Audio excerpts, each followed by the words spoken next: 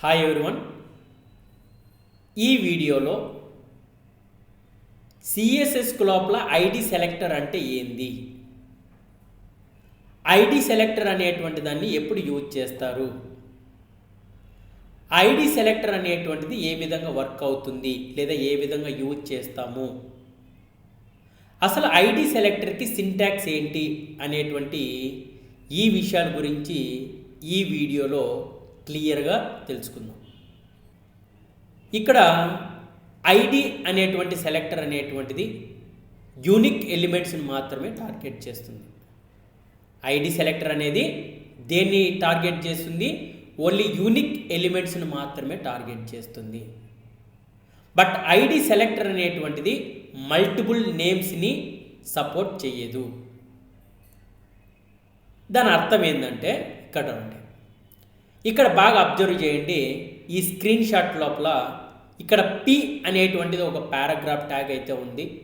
ఆ paragraph tag లోపల ID అనేటువంటిది ఒక గ్రీన్ సర్కిల్లో ఉంది. దానికి వచ్చేసి యూనిక్ నేమ్ అనేటువంటి దాన్ని అయితే ఇచ్చినాం.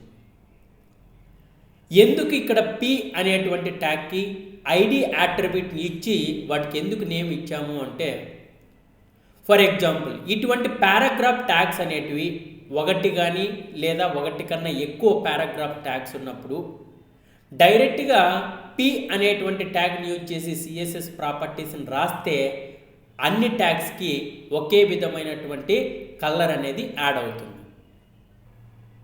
సో ఇక్కడ బాగా అబ్జర్వ్ చేసినట్లయితే ఇక్కడ ఈ లెఫ్ట్ సైడ్లో మీరు అబ్జర్వ్ చేసినట్లయితే నాకు ఇక్కడ పారాగ్రాఫ్ ట్యాగ్ అనేటువంటిది ఉంది. At the same time 4 paragraph tags అనేటివైతే ఉన్నాయి. వాటికి సంబంధించినటువంటి అవుట్పుట్కి ఇక్కడ ఎటువంటి కలర్ అనేటువంటిది అయితే లేదు. నేను పి అనేటువంటి ట్యాగ్ని డైరెక్ట్గా తీసుకొని పి అనేటువంటి ట్యాగ్ని డైరెక్ట్గా తీసుకొని నేను సిఎస్ఎస్ ప్రాపర్టీస్ అనేది రాస్తే కనుక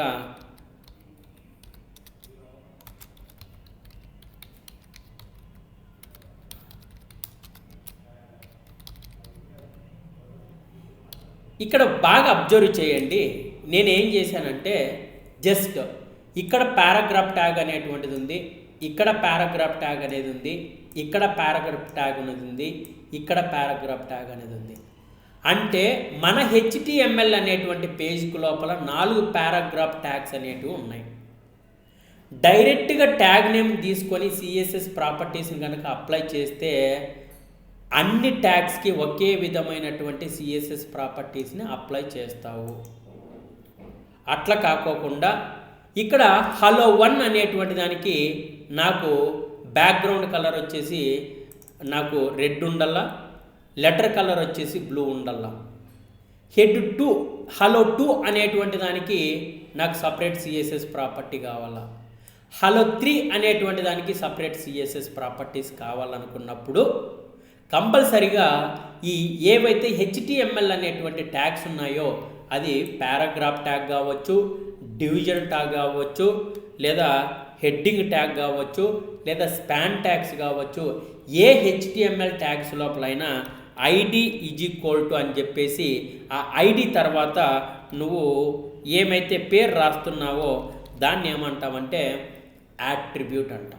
అంటే ఈ ఐడి అనేటువంటి దాన్ని యాట్రిబ్యూట్ అంటాం. ఈ యాట్రిబ్యూట్ అనేటువంటిది యూనిక్ నేమ్ను మాత్రమే తీసుకుంటుంది. యూనిక్ నేమ్ను మాత్రమే తీసుకుంటుంది అంటే దాని అర్థం ఏంటంటే ఈ సింగిల్ కొటేషన్ లోపల కానీ డబుల్ కొటేషన్ లోపల కానీ ఓన్లీ ఒక్క నేమ్ను మాత్రమే ఇది తీసుకుంటుంది. ఏది? ID attribute.